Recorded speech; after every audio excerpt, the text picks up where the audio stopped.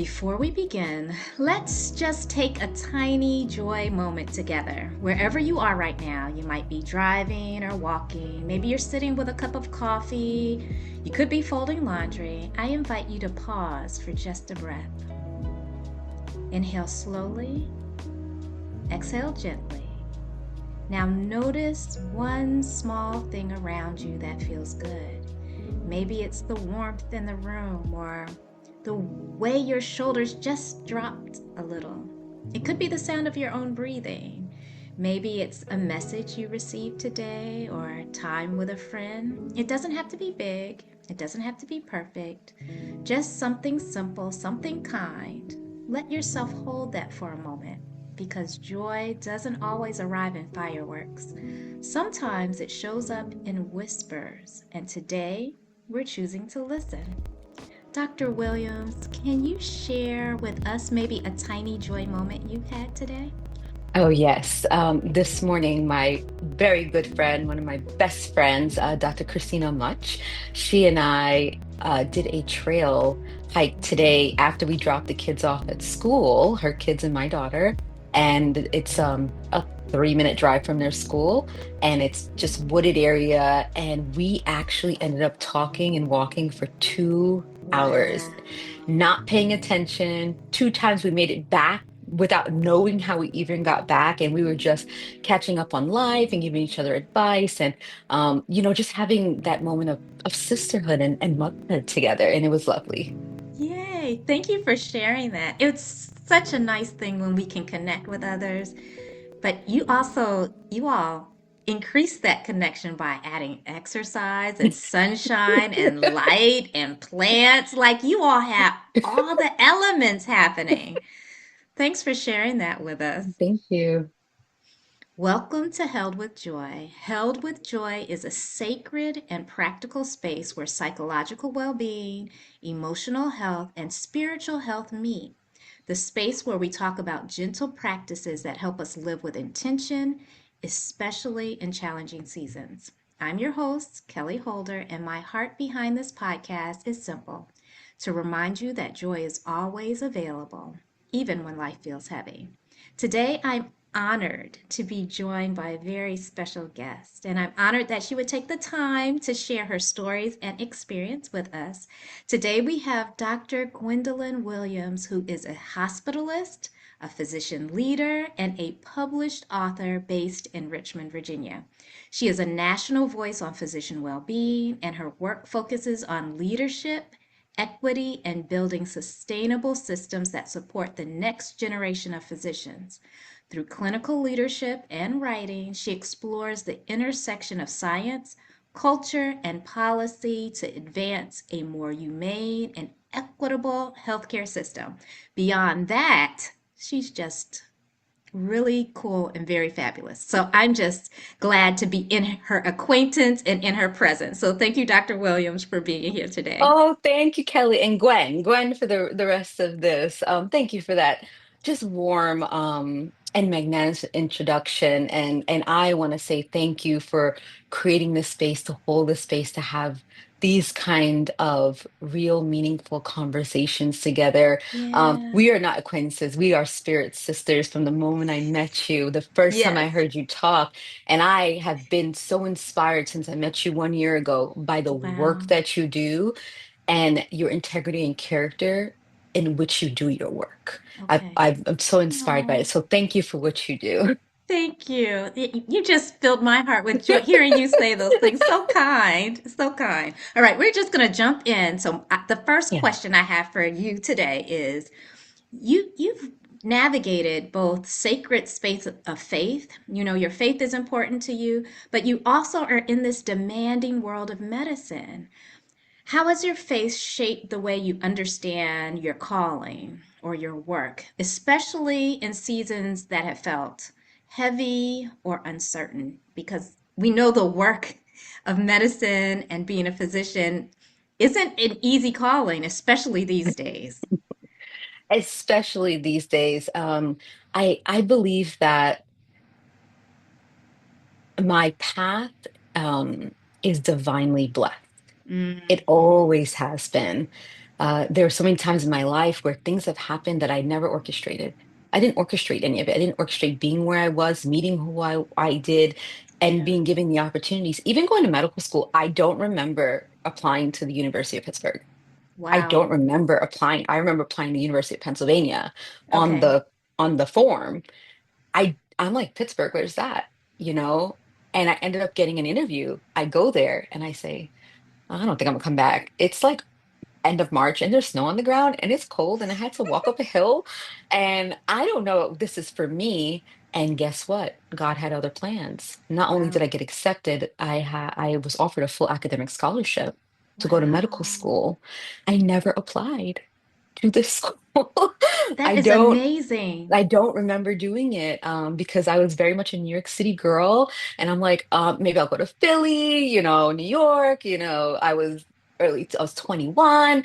Why would I go? But I'm telling you, I did. And I think for me, since I was a kid, as the story goes, I've always said I want to be a doctor. My Okay. parents are immigrants, and, education was instilled in us that this is the path not just to freedom, financial freedom, but opportunity. But what we do in this life is because we are blessed, because we have people who pray for us. We have people who ask for blessings for us. And my aunt said it when I graduated medical school. She said, "When you were born, God had His hand on you." Wow. And it's my Auntie Kay in Toronto. Yeah. Yeah, She could see it from the so very beginning.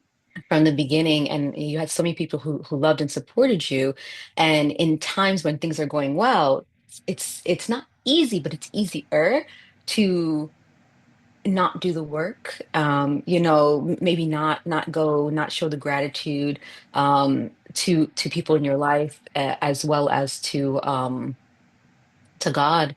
And there were some really hard times in my life that I remember.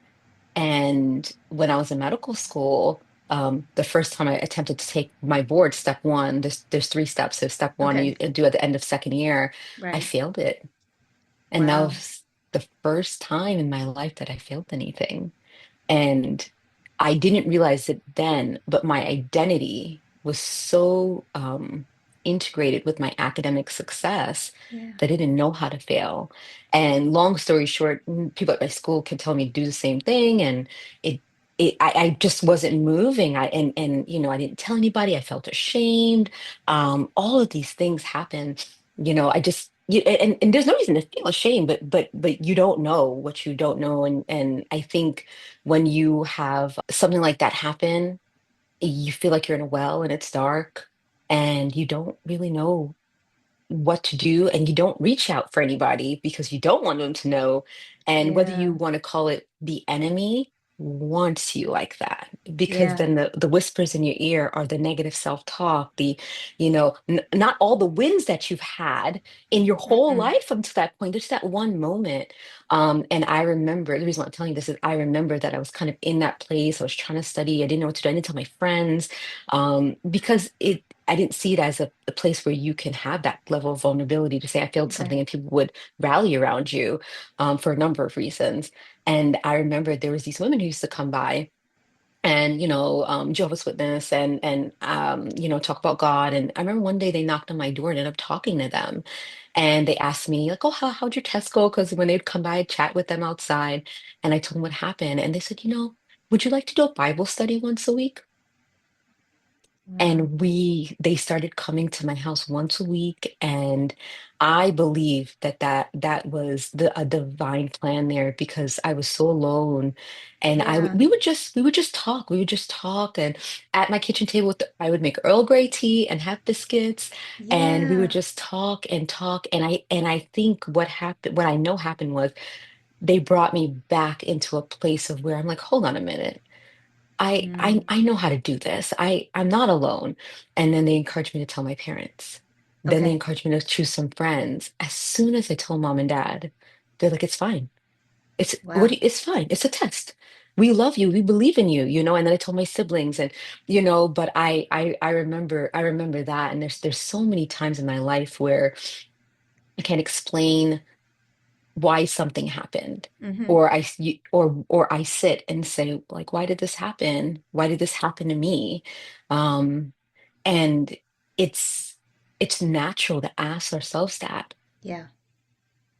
But what I've learned to do over the past 41 years of my life is not ask, why is this happening to me? But what is this moment asking of me? Yeah. That's What is good. this moment asking me to do? How am I supposed to show up? And a lot of the time, it's letting go, it's surrendering. And I don't mean Yeah. surrendering like in battle, I mean surrendering to a universal power that you have to just kind of free fall into it. And that's what faith is. Yeah. That's what faith is, you know. And in medicine, I believe um, there cannot be science without spirituality. It's hard. It's hard to Mhm. hold space for all. I just Yeah. need to pause because the short story you just shared is so powerful for so many reasons. I have had the wonderful privilege of working, you know, as a psychologist at medical schools. It's part of the work I've done for, you know, a good portion of my career. And just the shame that comes when Mhm. medical students don't pass or have to retake a step exam, and the Mhm. fear that comes with that, and this idea that I am the only one that this has ever Yes. happened to. And you just sharing that, I'm hoping that someone gets to hear this so that they are encouraged that it's one exam, they're not defined by that. Right. Yeah. Yeah, It's not a defining moment in your life. And I think a lot of that has to do with how we teach our young people to their identity.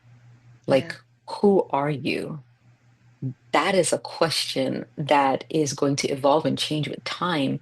But I can speak from the medical school perspective. You're doing all this work to undergrad and then going into medical school, and you're just trying to do what you know. And it's really hard to not lose who you are along the way. And my yeah. identity is something that I've held on to very strongly, because my identity was never a doctor.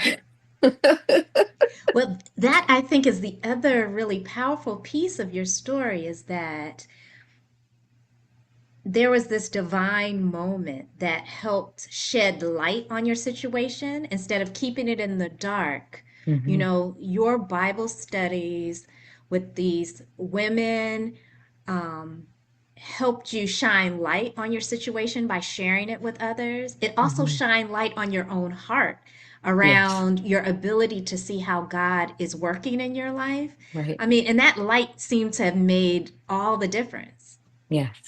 Yeah, it really did. It really did. And I come from a Caribbean background. So I'm Okay. Indian, I'm Caribbean, and Caribbean people, we are a very strong people. We're a resilient people. But we are a very accepting people, I would say. Like, I had Okay. the privilege of growing up in New York City. So I grew up as a Christian, but I had Hindu grandparents, I had Muslim Okay. friends, I had Jewish friends. And Yeah. so we went to all the weddings, all the Yeah. funerals, all the stuff. And so I think because I had that upbringing, I can look at so many different walks of faith, and Yeah. I can see the commonalities among them. So it doesn't matter if somebody came, they could have been a rabbi and said, or they could have been Muslim and said, "Do you want to pray?" Because you can pray and I can pray, but we're praying for peace, we're praying for goodness, we're praying for light. Yeah.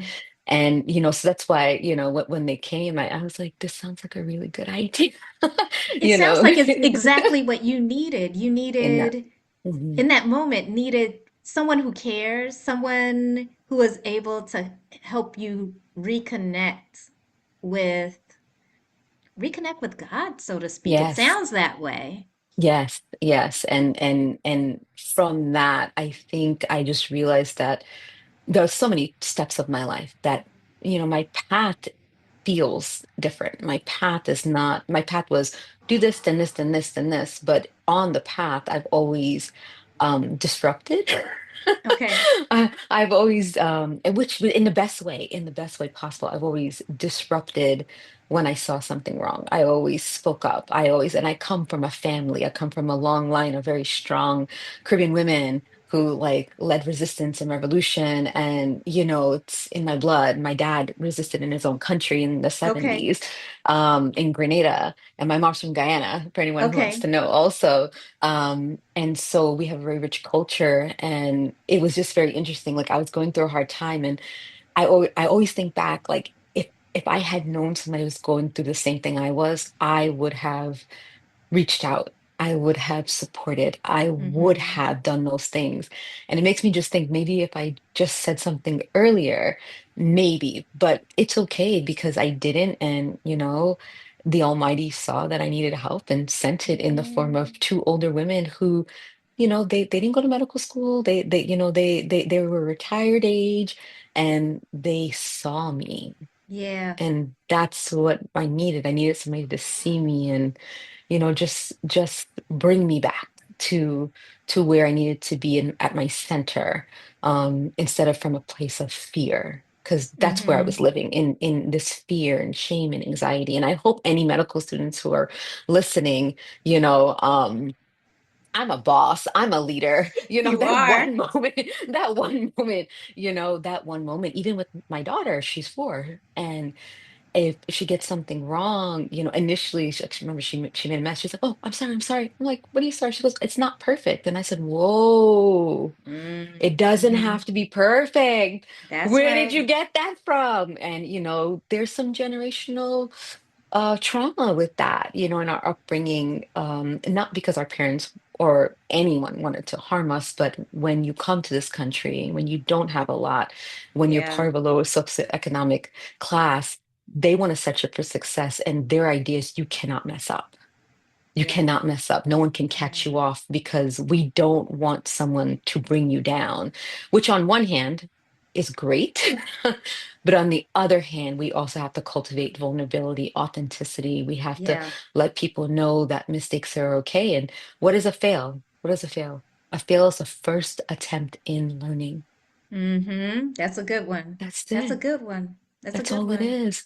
You fail and then you sail. That's your second attempt in learning. Okay? All That's right. it. Yes. Yeah.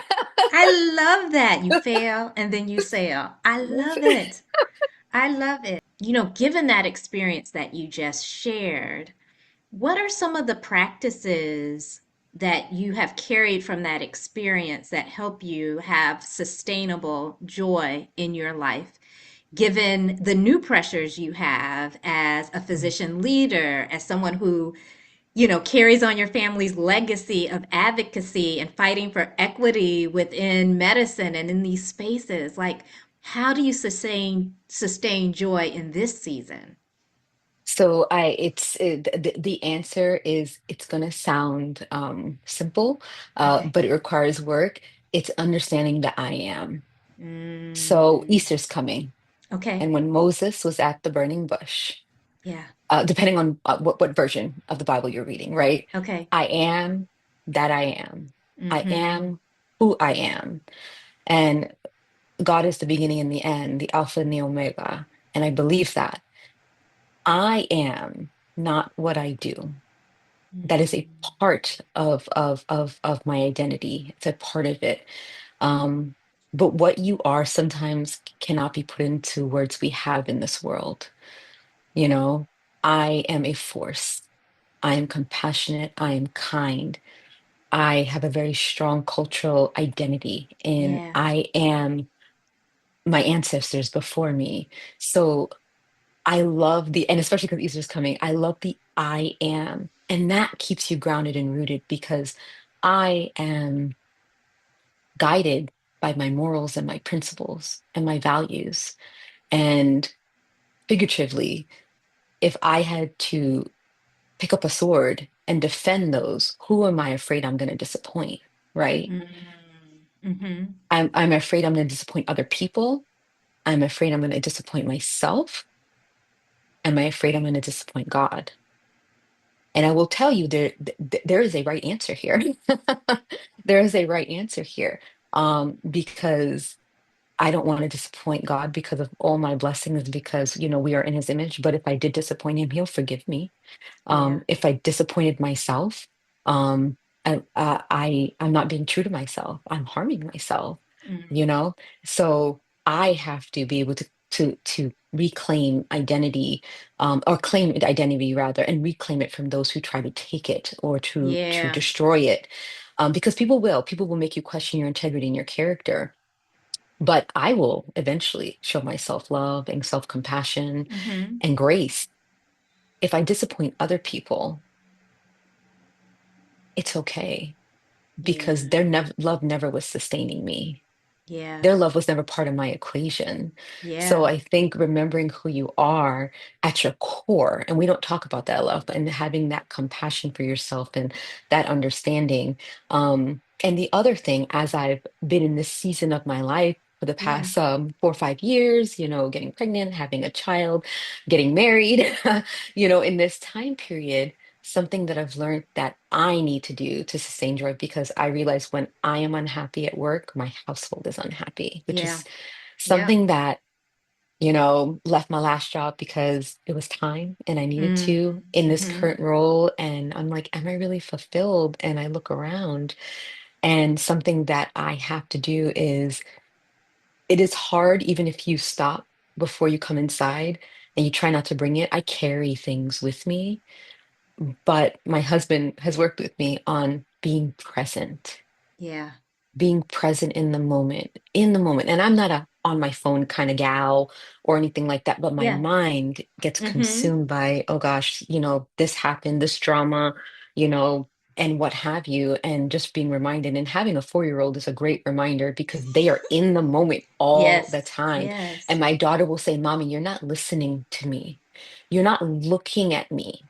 I need your attention. And I'm, oh my gosh, I am listening to you, sweetie. And, because they'll call you out on it, Yeah. and Yeah. sustaining joy means protecting your joy. And just like we protect, people talk about protecting peace, you have to Yes. protect your joy. And part of that is saying no to say yes, saying no to things that Mm-hmm. don't fulfill you, saying no to things that don't align with you. People have FOMO, fear of missing out. What about mojo? What about your mojo? You're missing out on Mm-hmm. joy. You're missing out on Yeah. joy by filling your stuff with things that aren't really going to fulfill you and Right. fill you with the love that you need. So I think, yeah, just those things, being present, knowing who you are, staying true to that, um, and also showing ourselves grace. You Mm. know, we have to show Another ourselves favorite word of grace. mine, Yeah. grace. Oh, okay. Yeah, yeah. It's People another misuse it favorite. all the time. They Yeah. misuse it all the Yeah. time. I Yeah. don't like it. I'm like, don't use that word if you don't know what it means. I actually said that to a group of leaders once, because they were trying to use Wow. it to, yeah, they were trying to use it to absolve themselves instead of taking accountability. And I said, do not use that word if you don't know what it means. Yeah. Um, but having the grace for ourselves and for each other, and that Mm-hmm. patience, that's important. And we can't wait for joy to come. We have to be intentional about it. Yeah. You have to create sometimes the spaces for it to happen. We live in a Yeah. fast-paced world, social media, all this information. There's a lot of suffering happening in the world right now. And sometimes, as people say, you're an empath, you feel, but how do you sit in the suffering of the world and not feel consumed by it? And something that helps me is remembering that there's good in this world, there's light in this world, Yeah. and Yeah. God will not forsake us, even though we see all these terrible, terrible Yeah. things that have probably been happening for such a long time. We're just seeing them all in such rapid fire, and protecting ourselves, from those screens, not because we don't care, but because we're not designed to absorb all of that. That's right. We're just not. It's too much. But sometimes thinking, what can I do? And something what you can do is just pray that the world will be better. Part of Kira's prayer every night is, Dear God, thank you for everything. Bless me, bless you, bless everyone in the world. That is her prayer. Yeah. Very That is her simple, very but simple, centering. And that's what she says. I said, okay, honey, anything else you want to say? And sometimes she'll ask for blessings for our dog who passed in June, or my father-in-law who passed, or my granny who just passed at 95 years old. She'll Wow. pray for, not for me and Jonathan. She'll pray for that. She's thinking You of know, them. yeah. Yeah. And I will share something that have learned to do, and when I do it, it's helpful. And when I don't do it, I realize that I need to do it, is that Okay. when the world is chaotic, when everything around you is just falling apart, not going to plan, just sometimes it feels like darkness, right? Mm-hmm. When those things are happening, and it's even a hard one, a patient dying, or you just had to give bad news, or you receive bad news, to take a moment to pause as you did in the beginning and look for beauty somewhere around you. Yeah. And it can be very small, very unassuming, very quiet. And if you find beauty anywhere, anything, it could be the sun, the leaves, the sound of the wind, it can be seeing your kid, it can be a smile from a stranger, it could be anything. But if you find beauty, and if I know beauty is there, then I know God is there. And if I know Yeah. God is there, I know I'm not alone. And That's if I right. am not alone, who dare stand against me? Yeah, yeah, When yeah, God yeah, stands before me, I can do anything. yeah. So you're never alone if you can find beauty. Was so powerful. The idea of knowing that we're not alone and knowing that if God is with us, then it shifts everything. It shifts our Yeah. perspective around everything. You shared a lot of really rich wisdom with us around joy and finding joy and staying connected to joy. And I'm wondering for anyone who might be listening, who might feel like, oh my goodness, I that was a lot of things and they sound really good, but they feel hard. Like, what gentle advice might you give someone who might just be starting? We're all just starting. We all Mm. begin at the start. All of us. Mm-hmm. I'm as imperfect as they come. Ask my husband. He has to live with me. I'm a lot. But I I believe that if you set an intention, and you said, all right, this is what I want to do. Choose one thing. Don't choose five, six. That's the kind of person that I am, and then I have to be reined in. So I understand being that kind of person. You just want to get it all done. This is not Yeah. about getting something done. I, To create a habit, to change a mindset, to undo behavior that we have been programmed since childhood takes work. You're not yeah. going to unprogram something in 2 days that's been existing for 30 something years, right? That's not how it works.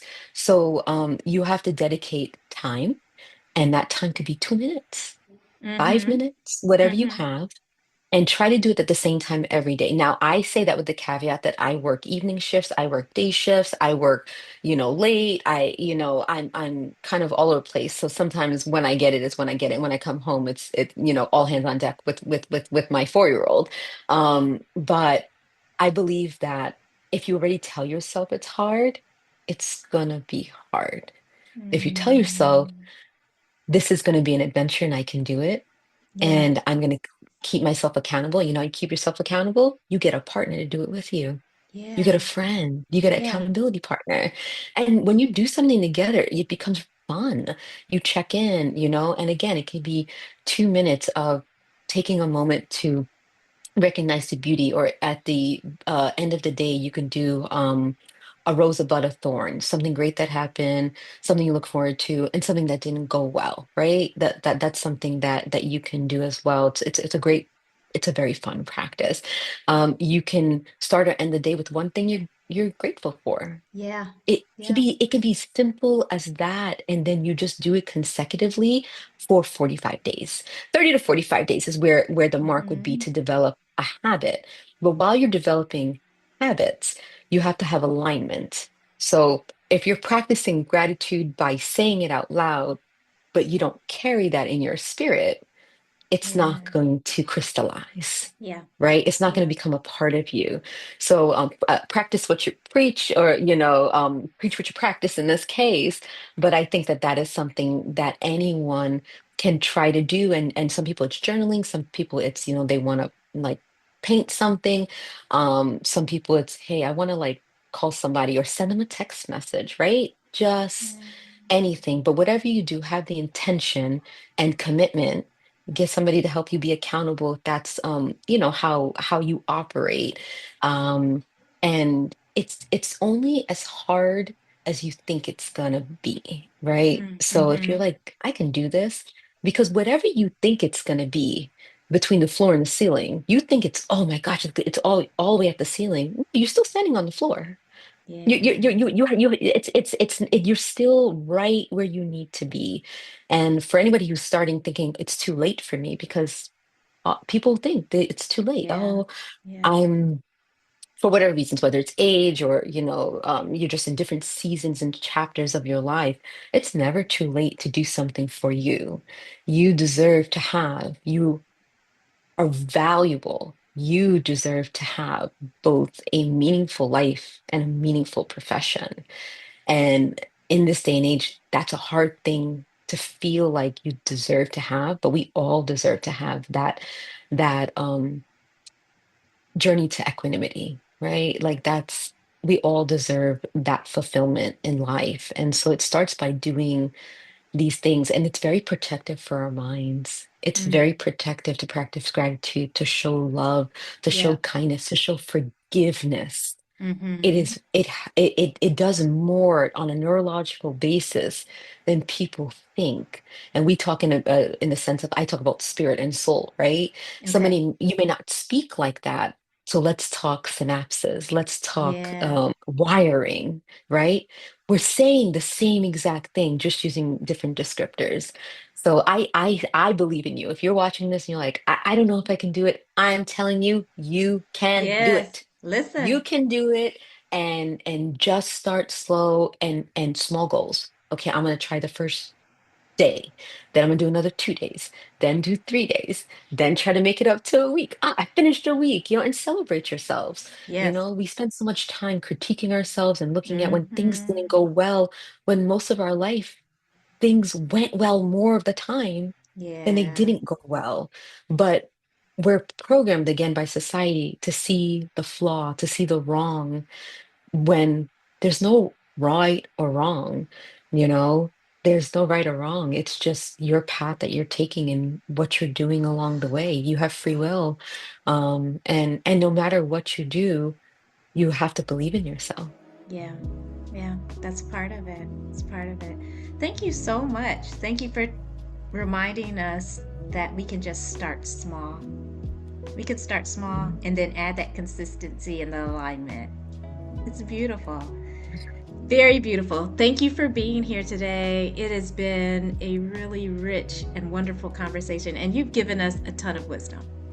Oh, thank you so much for having me, Kelly. You are like one of my favorite people, and keep doing this good work. Keep creating the space and making it bigger, and I know God is going to bless you in the abundance of of Oh, of your intention and your journey. Thank you so much. you're so welcome. I am hopeful that people my hope is that we'll look towards more of what we want instead of looking at what we don't want, right? Look toward more of what we have than what we lack. Right. Yes. Yeah. Yes. And we have the joy we already have. We have it. We get Yes. to cultivate it. But I believe we all have it, you know? Tap into it. Absolutely. Yeah. Absolutely. There's light in all of us. We just got to let it shine. We got to let it shine. Well, as we close up, I just want to remind everyone that today we were reminded in particular that joy is always available in every season and in every experience. It doesn't always come easy, and it doesn't always look the way we expect. Sometimes joy is quiet, sometimes it's strength, sometimes it's found in rest, sometimes it's found in the present moment. But it is there. And today, if you're listening and you're having trouble reaching it, if it feels far away or buried underneath everything you're carrying, please remember this. You are seen, you are valued, you matter, and you are held with joy. Thank you for being here and for listening. Until next time, please take gentle care of yourself. Bye. Your life isn't slowing down. Your calendar won't clear itself. The needs keep coming, the noise keeps rising, and somewhere in the middle of all of it, you forgot to feel alive. This is your invitation to something different, a joy-centered experience for women of faith who are done waiting for life to settle down before they start living. Joy isn't your reward, it's your right now. Joy University was created just for you. 8 weeks, 25 women, 1 framework. Joy University starts July 20th. Register at joyuniversity.co.